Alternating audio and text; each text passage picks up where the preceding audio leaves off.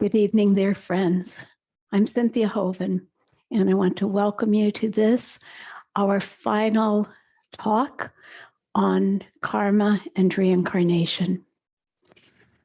I've spent an enormous amount of time in the last week, in the last day, getting ready for this, our final lesson.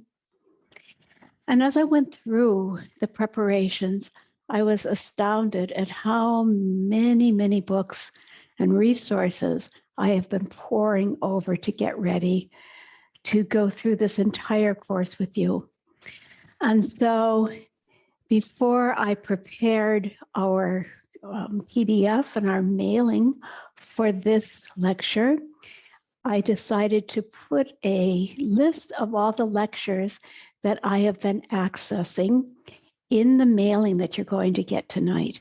So I want to be sure that you open up that email and take a look at them.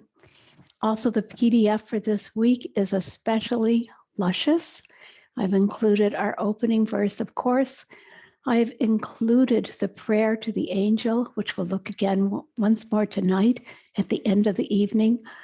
I've included our poem that we use, the picture of the statue by Rudolf Steiner, and a really wonderful page full of small quotes that Rudolf Steiner gave in some of his, I don't know, perhaps 100 or so lectures about life after death and reincarnation, little one-line vignettes that I think you will find very inspiring.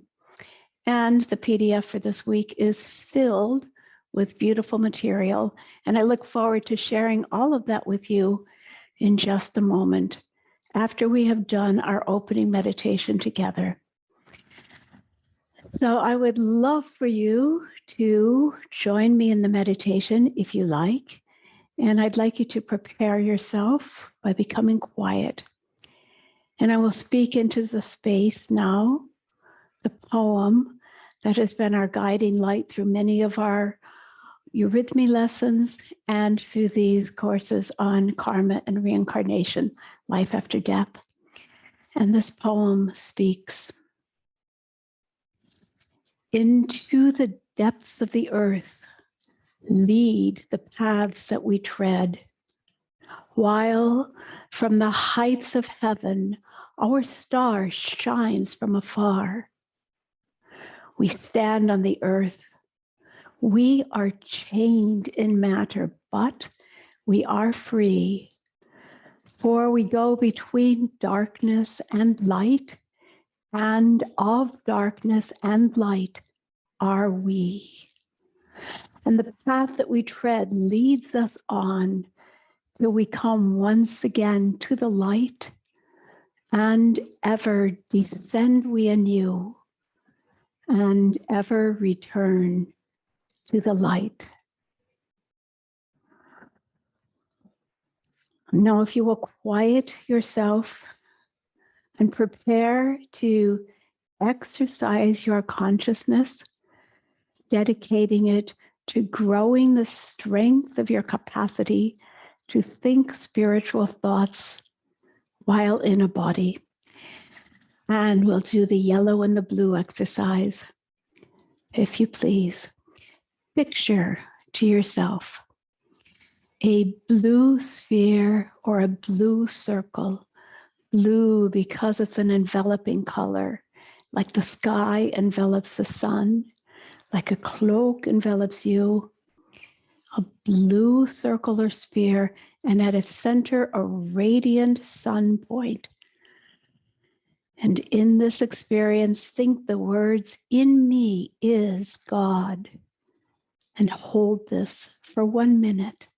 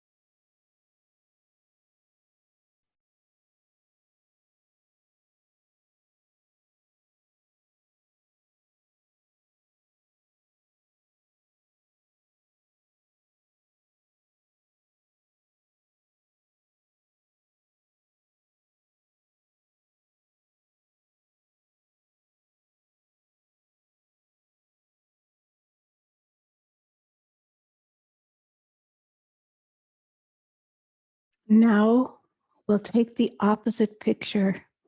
And as you focus on your thinking, notice that it's the strength of your inner will, the will that you pour into your thinking, that is getting stronger as you concentrate on holding a thought still in your mind.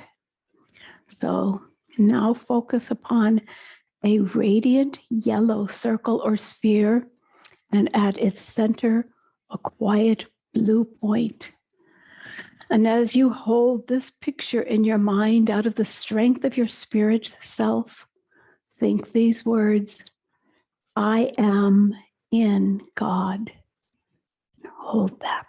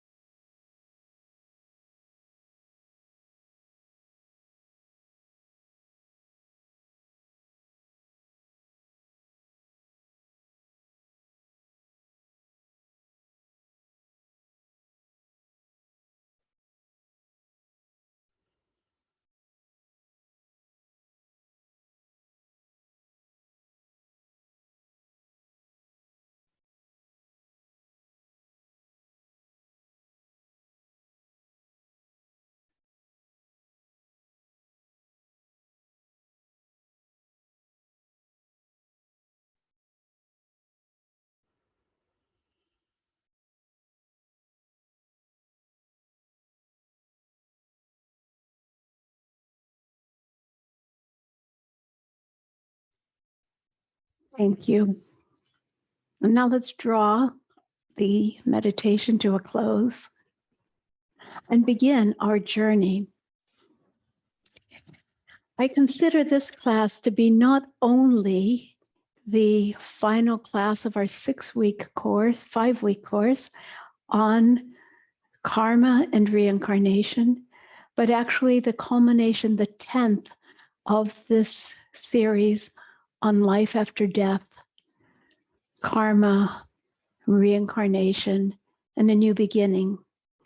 We've covered so much ground during these weeks, and yet, as I said, I've read so many sources, trying always to be true to the clear vision of Rudolf Steiner, and there is still so much more that I could bring. That's why I'm including this small bibliography in the course notes for you to be able to refer to and read more, much more. For instance, how to train yourself to work with building an insight into the karma of people, yourself, and others in a very quiet and objective and non-sensational way.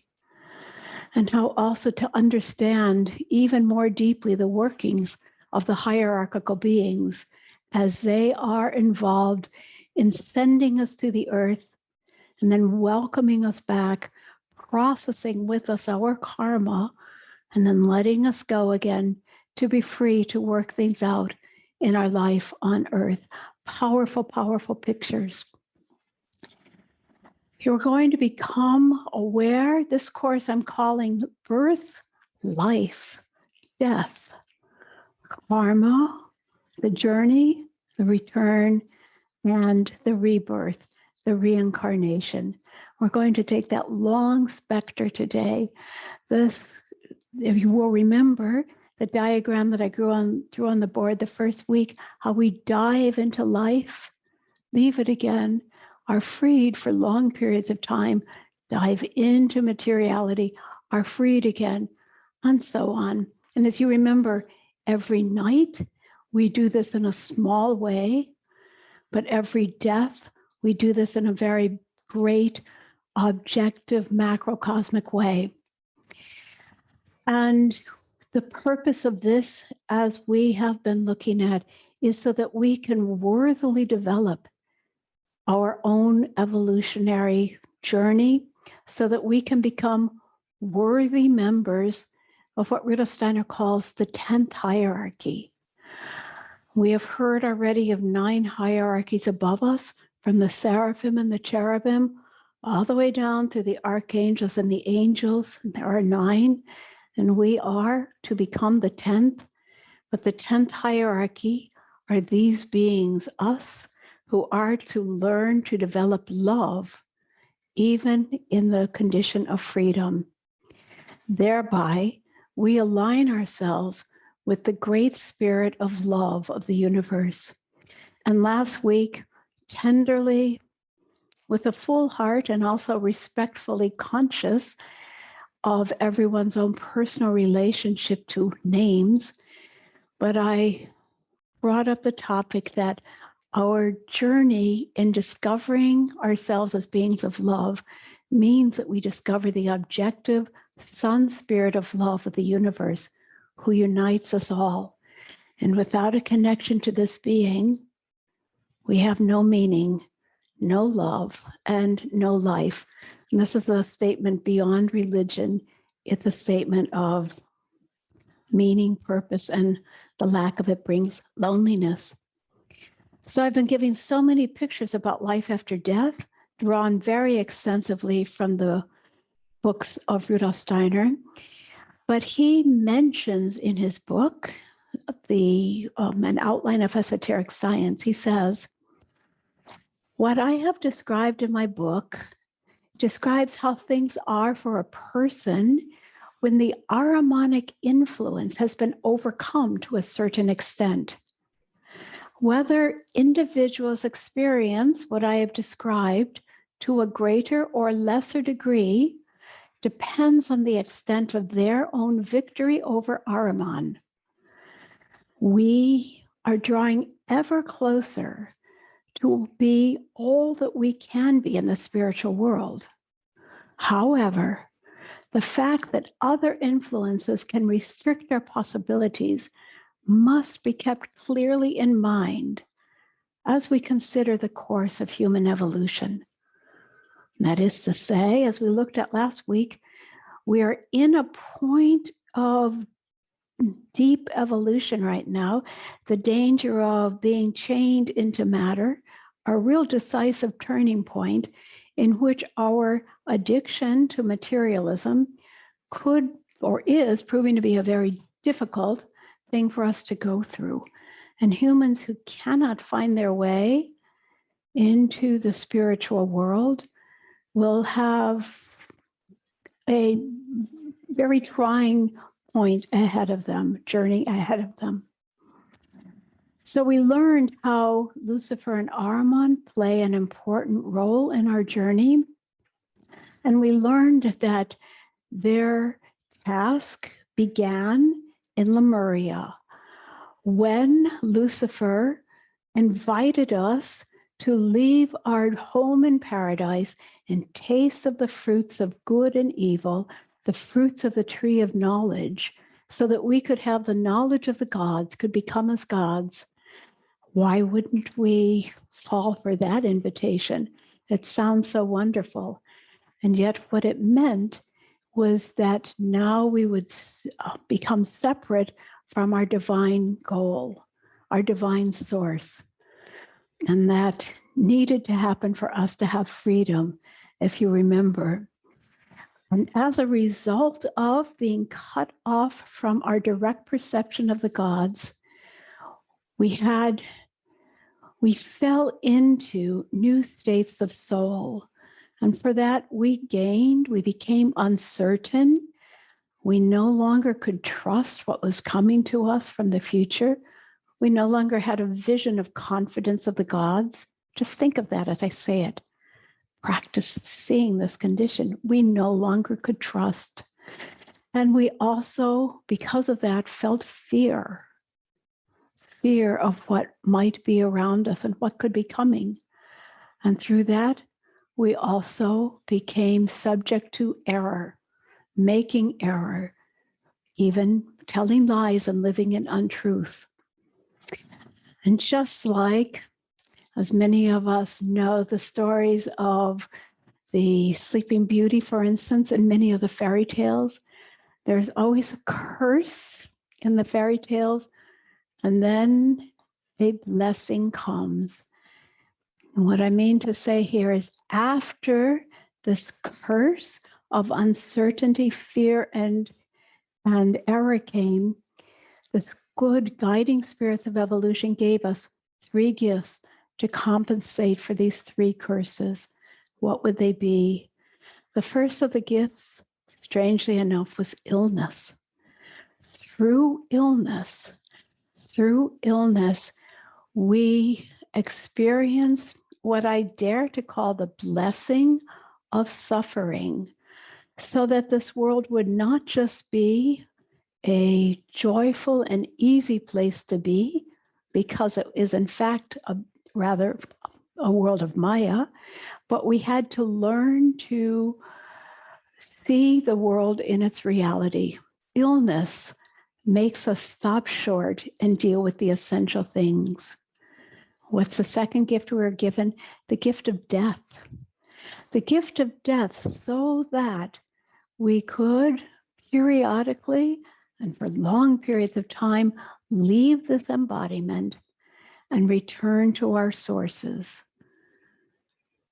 And the third gift was the gift of karma, so that we would be able, through reincarnation and working through our karma, we would be able to continually work on our own evolution, and we would not be chained to our mistakes. So as always, I beg you to bring those thoughts alive in you. The gifts of suffering, of illness, the gift of death, and the gifts of karma and reincarnation, so that we can continue our evolution towards the spirit. And with that, then, we can remember what we have been going through in these weeks. Very, very short review so that we can keep going forward. We remember this journey of sleep and death. And with death, or with sleep and death, sleep has always been called the younger brother of death, because every night we disengage just as we disengage when we die. And yet, I know you all remember, at the moment of death, we actually disengage a step further than we ever did in life, and the etheric body leaves the physical. And then, very specific indication here, the physical body then reveals its true nature at the moment of death. What is that? Its true nature is that the physical body carries death within it when it is not enlivened by the etheric body. And this secret, this reality is hidden for us during the course of our lives. But when we die, then the body will fall into the elements.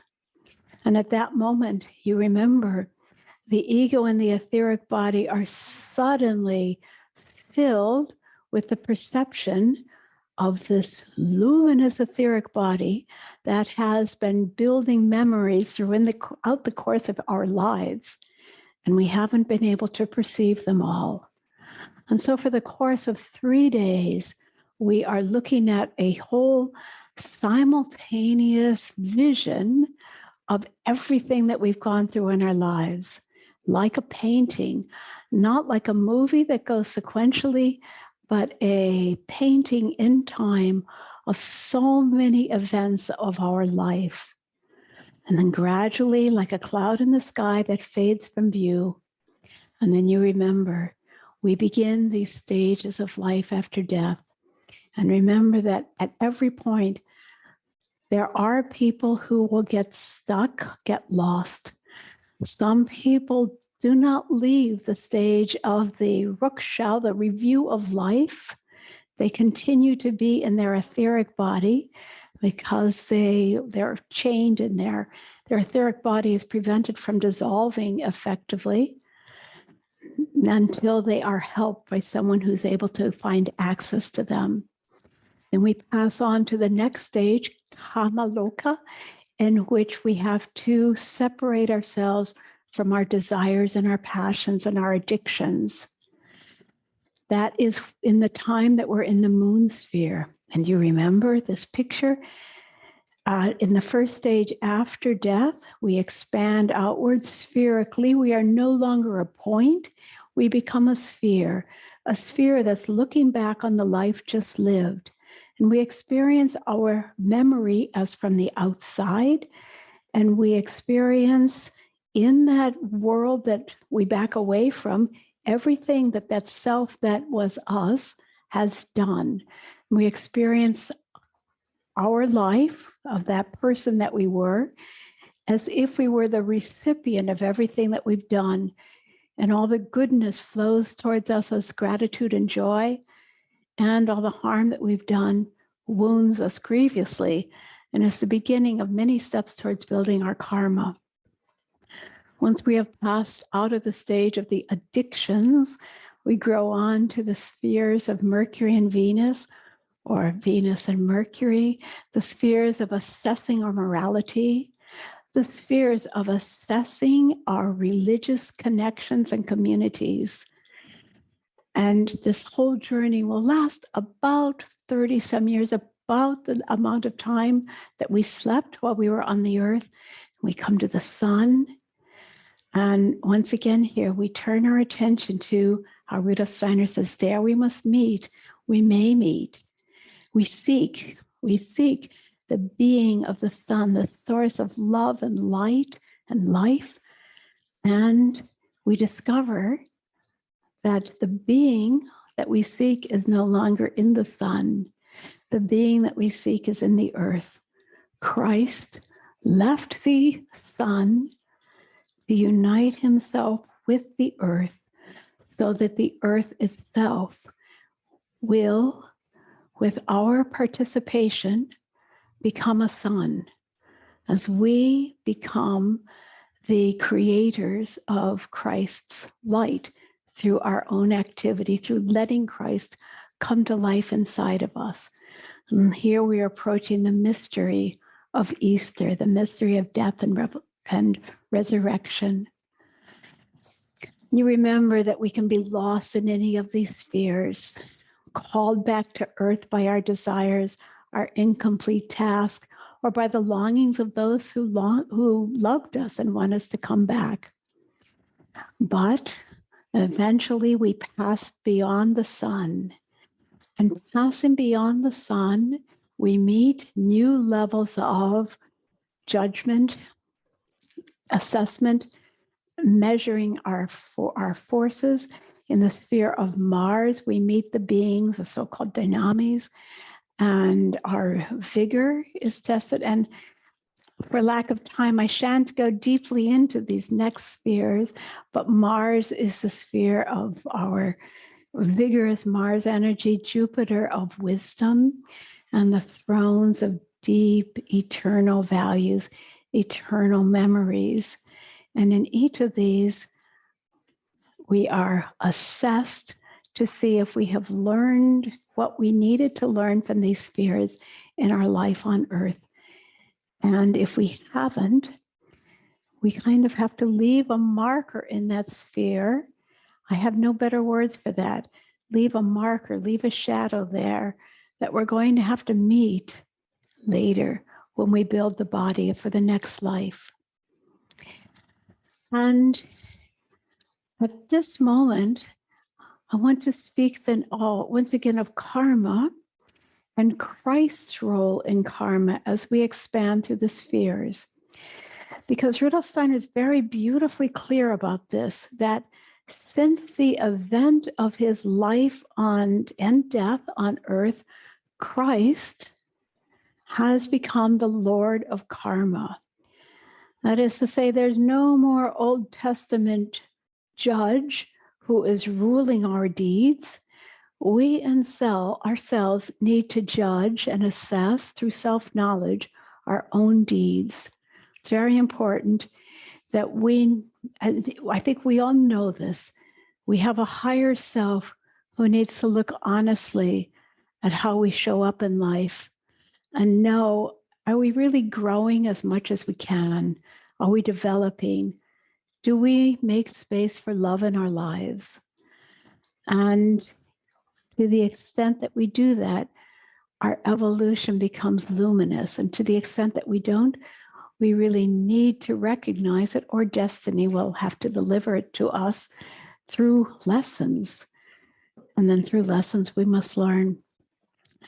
But we have Christ's role in that. Christ is our higher self who reflects to us who we should be, but also Christ as the Lord of Karma, who has, uniting himself with the earth, committed himself to taking on the karma of humanity on the earth, the total karma.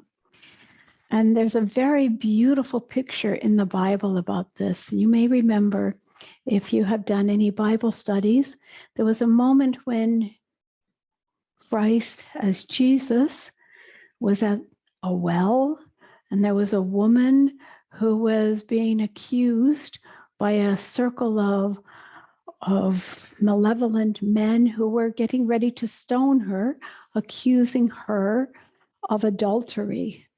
We may ask, well, what about the man? But never mind, the men with whom she did that, but she was taking the blame for that.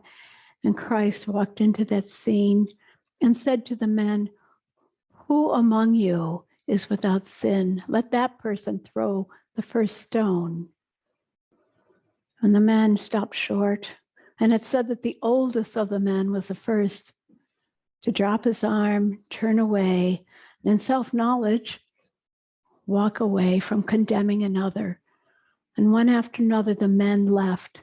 Christ let them see for themselves that they had no right to be the judges of one another. And then he turned to this woman and said, go and sin no more. And he let her also walk away in honor, but also taking responsibility for her deeds. But then the important point is that it said Christ licked his finger and wrote in the earth. And with that, we have this picture that the fact of her deeds were inscribed on the earth. That's the effect of every one of my deeds is inscribed. And it's held in love by Christ, who bears the whole karma of the earth with us and for us until or as we evolve towards being able to take the responsibility for our own selves. And now there's another beautiful, beautiful part of that I want to turn to here, and that's the topic of forgiveness. Because every deed that we do has its repercussions in the entire world, upon others, upon ourselves, upon the earth. And in fact, the great spiritual beings, the guides, the holders of our earth, are the ones who have to create for us the karmic situations, the where and the what and the when, that we need to go through to meet the person or the situation to whom we have a karmic debt. And this is an obligation that they have, the lawfulness of the spiritual laws of checks and balances. To a certain extent, we're freed from that because we are in this world of freedom, but the destiny ordering beings, without judging us, have to create the opportunity for us to make good.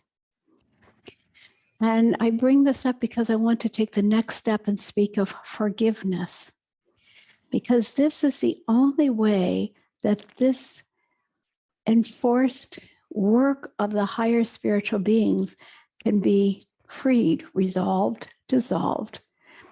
If I forgive someone else, and if they forgive me, then our need for a karmic resolution will be erased, will be alleviated. And because of that beautiful fact the spiritual beings who had been compelled to create a situation for us, who were obligated to create a situation for us, won't have to do that. And marvelously, by not having to do that, they have been granted spiritually a realm of free time, free energy, free capacity, out of which they can do something, create a new situation of goodness that would not have been possible without us taking on the great task of forgiveness. So we can look at the greatest forgiveness, Christ on the cross. Father, forgive them, for they know not what they do. That act of forgiveness freed up a whole chapter, a whole corner of cosmic evolution. And we do it in small ways in our own forgiveness. And I think some of you might know this wonderful book. Came out a number of years ago, and when it came out, many people were reading it, by a very significant author, Sergei Prokofiev. The book is called The Occult Significance of Forgiveness. It's a stunningly beautiful book. So I can recommend that to you. I've got it in the notes here. Yeah. All right. So let's continue on our journey here. And after having gotten to Jupiter, Mars, Jupiter, and Saturn, we enter what's called the higher astral worlds. Actually, that's part of these higher worlds, these higher realms.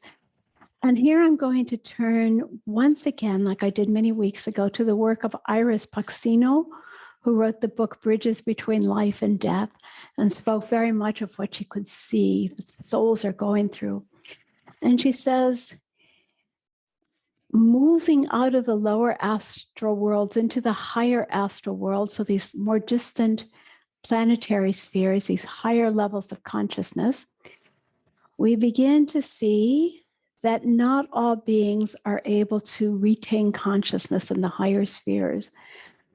Those who cannot will feel the pain, the isolation, and the loneliness of what they missed by not striving higher in their last life.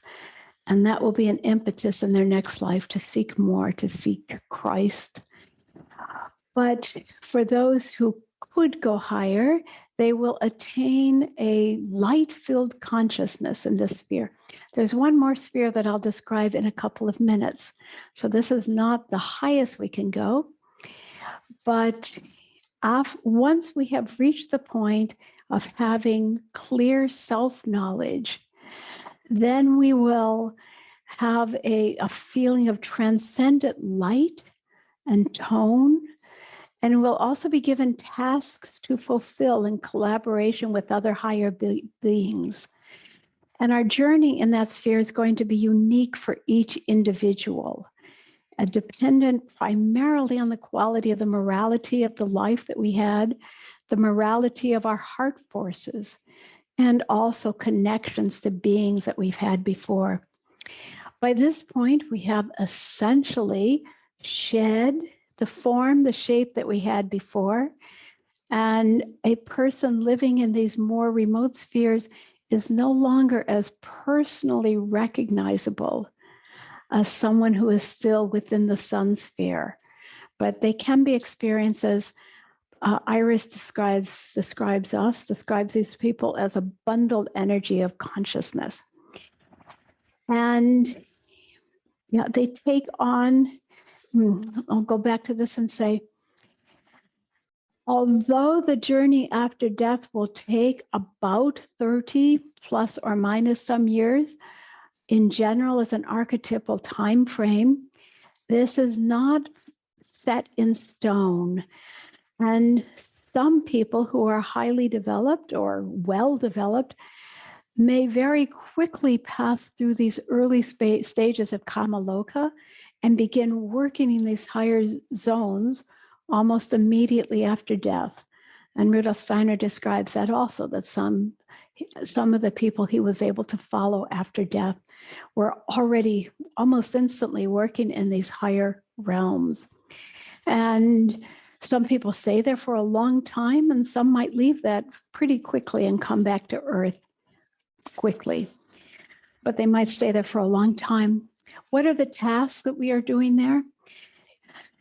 We hear that they may be involved in helping projects on the Earth, such as working to heal and save the environment.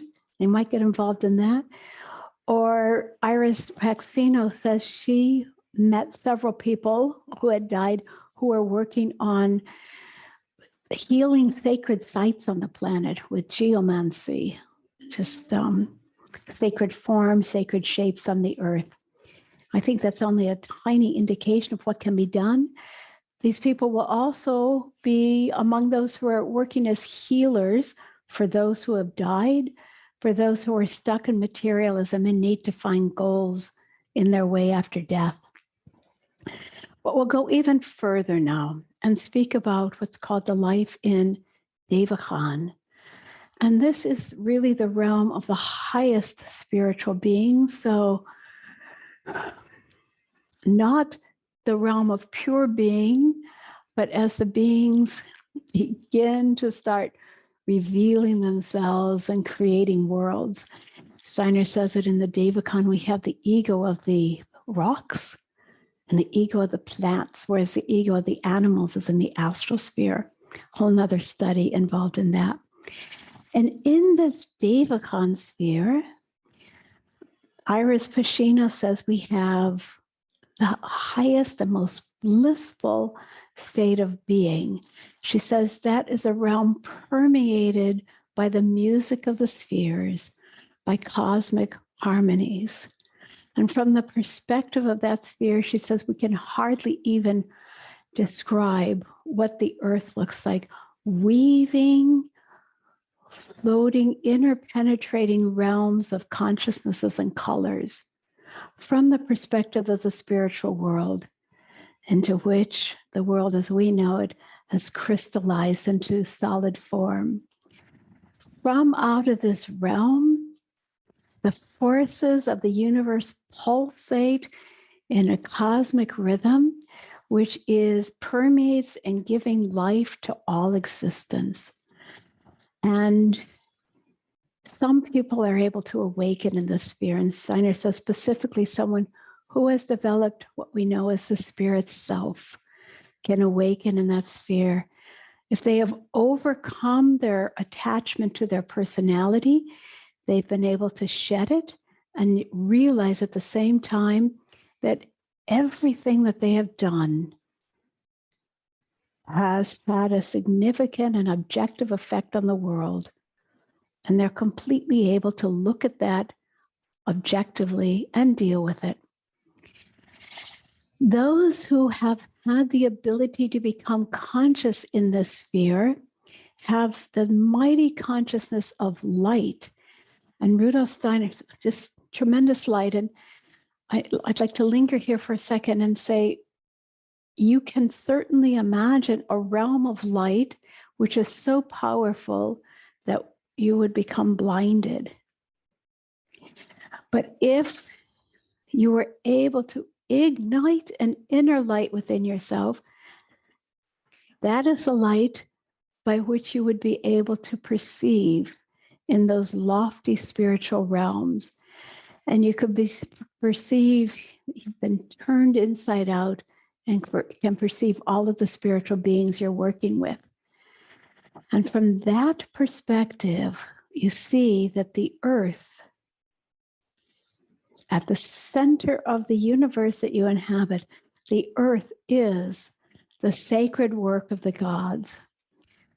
And in service of this, and just this is going to be a very inspiring little section here.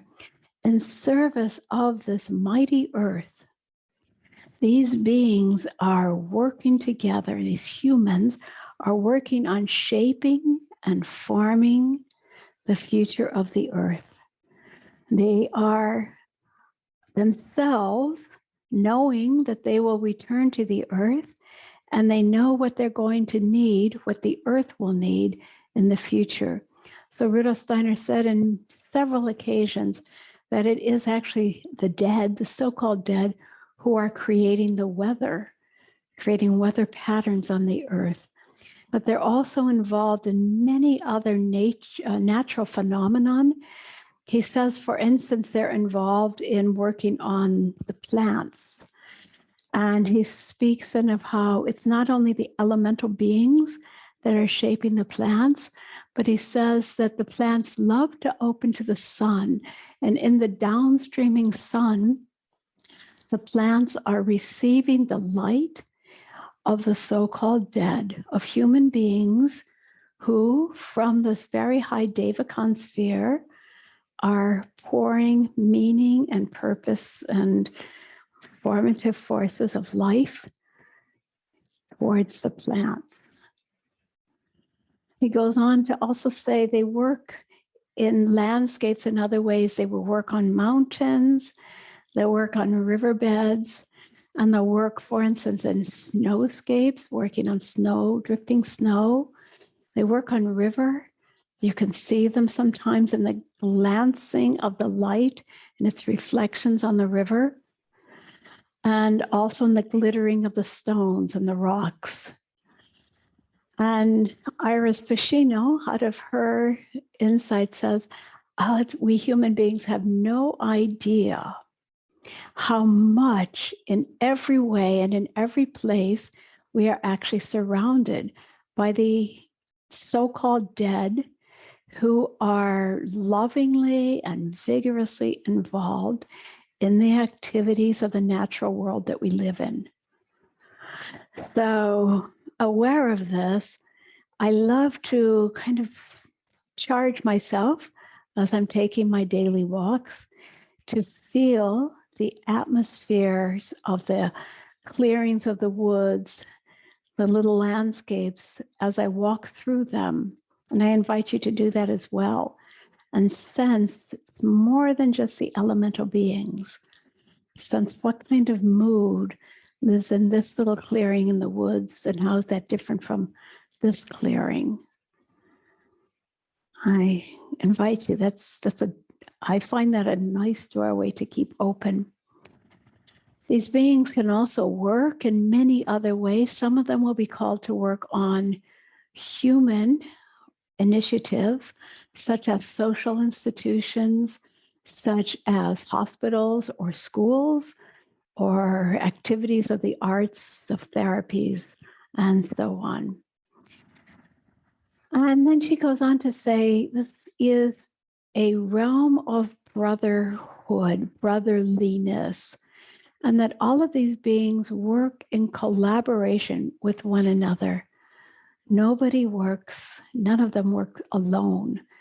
People, you perhaps, but those who have died, the great ones among us. I imagine Rudolf Steiner, I imagine Mahatma Gandhi, I read Martin Luther King, all these luminaries are working together from these other spheres in brotherhood of collaboration for the very highest purposes and ends of the earth.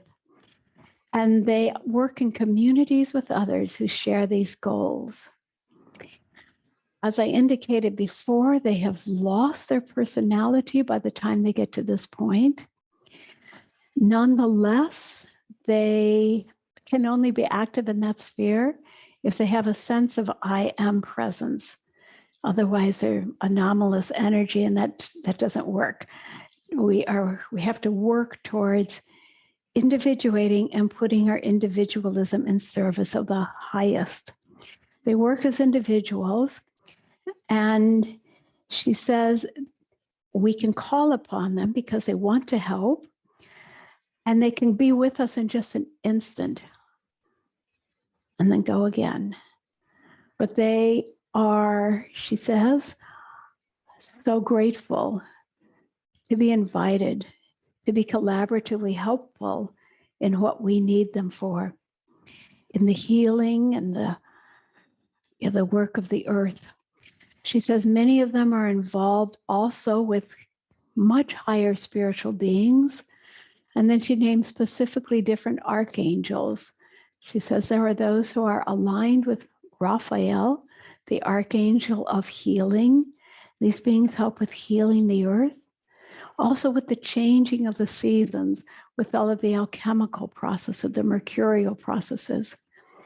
And there are those who are aligned with the archangel Gabriel and help with bringing new things into birth.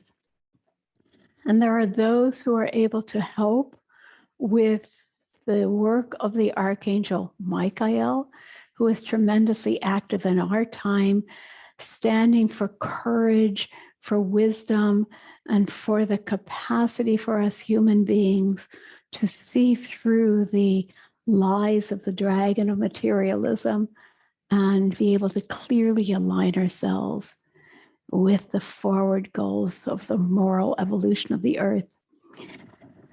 Every deed in this realm is a deed of sacred service. And this is, in fact, the source of all ritual work in this sphere. This is the great, you could call it the great altar of sacrifice to God, is in this sphere, the highest imaginable sphere. But even this time must come to an end, because as human beings, we need to continue our evolution. Even the Buddha, we must think of the path of Mahayana Buddha, which makes a commitment to stay in connection with the earth until all sentient beings have become realized. Spiritual beings, even our great initiates, will come back to the earth again and again. But there's still one more transition point to go through, whether we're speaking about the initiates or speaking about those who are lingering in darkness or unconsciousness, and those who are unconscious are being helped by their angels. But there's one more expansion that people go through before the return to the earth. The next and final step is to expand beyond the ultimate levels of Upper Devachan, to expand beyond our solar system, beyond the zodiac, beyond the stars, and come to the realm of pure spiritual being. And from that perspective, then, in that perspective, we are standing as a sphere, open, conscious, to varying degrees of awareness, but we are exposed on all sides to the Creator God, him or herself, with all of the radiant beings inside him or her. Pure beingness, pure conscious being, the source of everything. And there we must understand that it is probably quite hard for us to maintain our consciousness in that sphere, because just like we can be blinded by too much light, we can also be overwhelmed by too much consciousness. But there will be some great initiates who can stand in full consciousness there. And then Rudolf Steiner makes his description of this moment gentle, which he says, this is known, this deepest point between death and a new birth is known as the cosmic midnight hour. He calls it midnight in that it's the deepest point. And I invite you to imagine that, how unspeakably lofty that must be, the darkness of it, unless you are evolved enough to be conscious, majestic. And then as Steiner explains it, describes it, he says our angel is with us. The angel is with us at every step after death, unless we are fully realized as an initiate, and then the angel is freed from needing to take care of us. And at that moment, our angel, he gives the picture, will turn us around. And from the periphery of the universe, we look down, and there in the deep, deep, deep distances beyond us, we see the earth. And from that perspective, Rudolf Steiner gives us absolutely stunning perspective where he says, the earth is the religion of the gods. To see the earth from the spiritual sphere is the same as seeing the stars from our perspective in the earth. As we look up to the stars, we're inspired with devotion and wonder. As the gods look, I suppose we could call it down, we might also call it up. As the gods look towards the earth, they're filled with devotion. But what we realize is that the earth is the creation, the composite creation of all of these spiritual beings. And let's rest with that thought for a moment. These beings, and I've named them for us in many classes, and perhaps you know these names, the seraphim, the cherubim, and thrones are called the spirits of ultimate love and harmony and will. And more, the spirits of wisdom and movement, the spirits of form, they have all sent their energy towards a common project. This project is our world, and in this world, the human being as a microcosm. So the earth is the composite microcosm of everything that they've made. And in this earth, we are the individuated microcosm. Everything that we are has been formed by everything that they are. So from the perspective of the cosmic midnight hour, we turn and we say, I was able to be on the earth? Really? I could be in that most sacred of all places. And then we are, so to speak, using human terms, very human terms, we're given a so-called choice. And that choice is, do you want to stay here, imperfect, with God? But you must know that your imperfection creates an imperfection in the being of God. Is this what you want? Or do you want to go back into that divine temple at the center of the universe that is the combined project of all the gods, and work on yourself, learn to internalize the sun of the world in your own heart and evolve in love? And I can imagine it is almost metaphorically weeping that we decide, of course I will go. Of course I will go, and I will honorably take up my karma, and I will honorably return to the earth. And so then we're taken in the arms of our angel, and once again led towards the earth.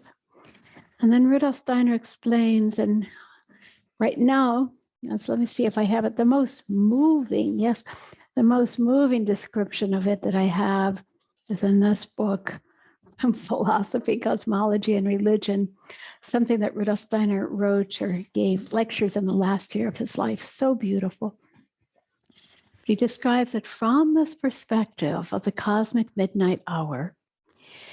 We see that everything on the journey to the earth is our physical body spread out into space.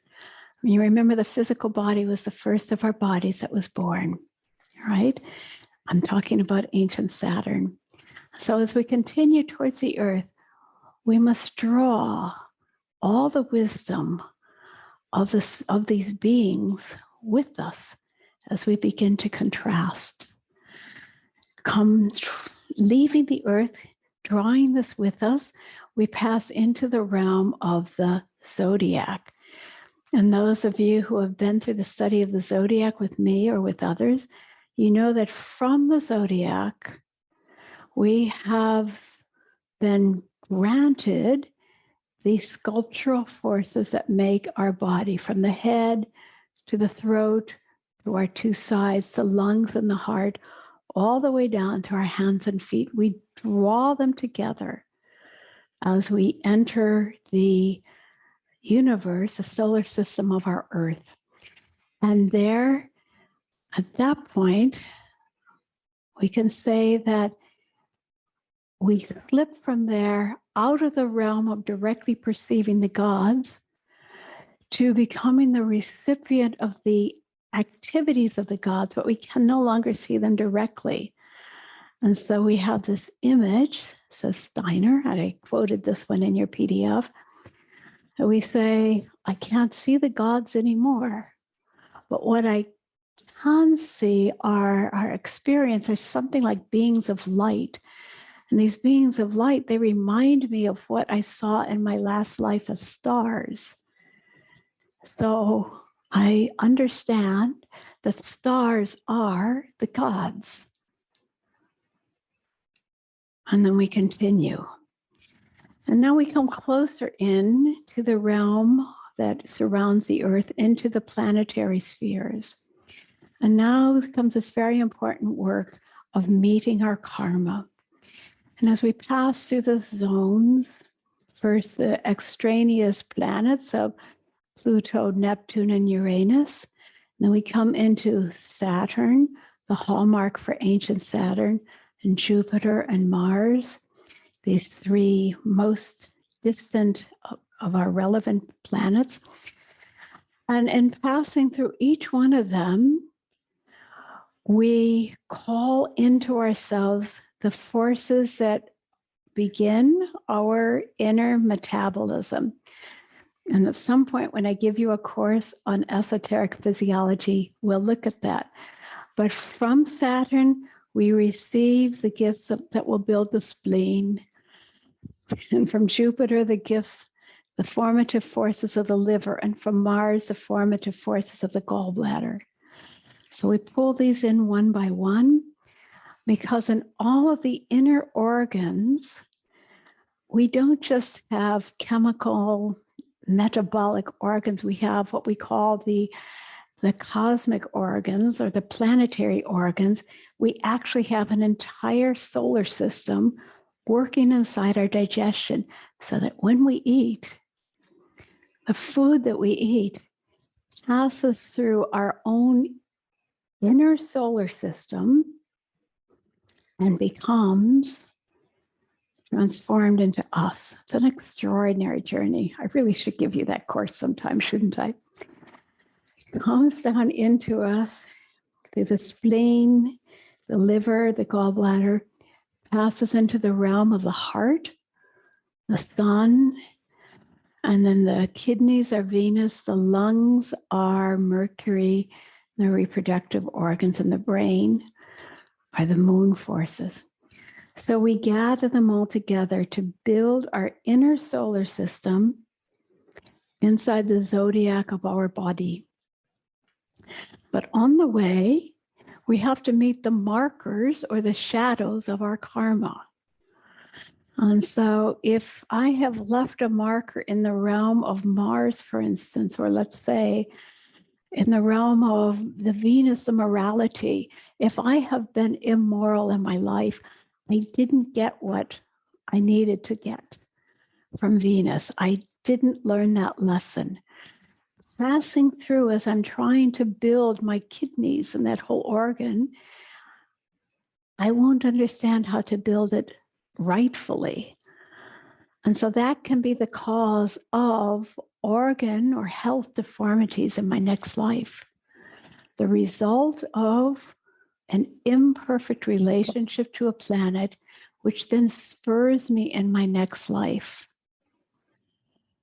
to gain health by dealing with the particular quality that Venus has to teach me.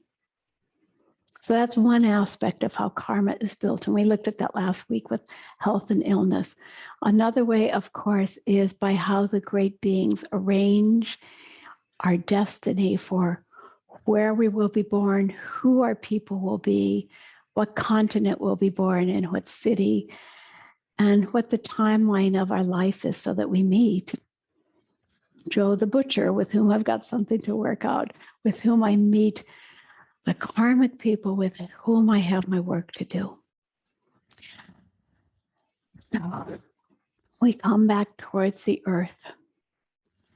And when we come to the realm of the sun, we are getting very close to the sphere of the earth. And we're beginning more and more to lose the perception that we're coming from the realm of pure beings. From the sun, we draw the forces of our etheric body. And as Rudolf Steiner says, in the sun, we gain the forces of real health, the archetypes of health. And then we'll continue towards the moon. And in at least one place, Rudolf Steiner says, we humans will linger in the moon, the sphere of the moon, for up to 1 year as a seed-like person with our etheric body linked to the physical body, but the astral body and the ego are still external to that. And the physical and etheric will linger here, kind of linked like by a tether to the higher bodies, until the act of procreation happens on the earth with the parents. And then when the time is right, we feel drawn to the earth. But before he says that, talking about the moon, he says, when we come to the moon, we have really come to terms with the fact that we have left the divine world of the gods. We feel drawn to the moon. We feel drawn to the moon. And from there, we feel the attraction and the desire of the earth. I want to be in this place of separation. I want this feeling of individuation. I'm ready. And then the procreation happens, and the spirit germ joins on the 15th day, approximately after conception. The spirit germ joins the physical body, the body that has been engendered by the parents. And then begins this time of growth in the womb. Beautiful study. And if I was working with you live, how much I would love to do a course on embryology with you. That one's even more fun than physiology. But in that period, the growing embryo goes through phases of living first in pure warmth, and then in inner light and inner waters and fluid, and then passes through the phases of Earth evolution, Polaris, Hyperborea, Lemuria, Atlantis, all in the womb, until the time of birth, when whoosh, as the waters break in the mother, we have an equivalence of the great flood that happens at the end of Atlantis, and then boom, we're born onto the earth. The physical body is born, and many of you know, we then speak of how it takes another 7 years until the etheric body is able to burst into full awareness on the earth, another 7 years until the astral body is ready to take on being incarnated, and another 7 years until the age of 21, until a person can take on their karma.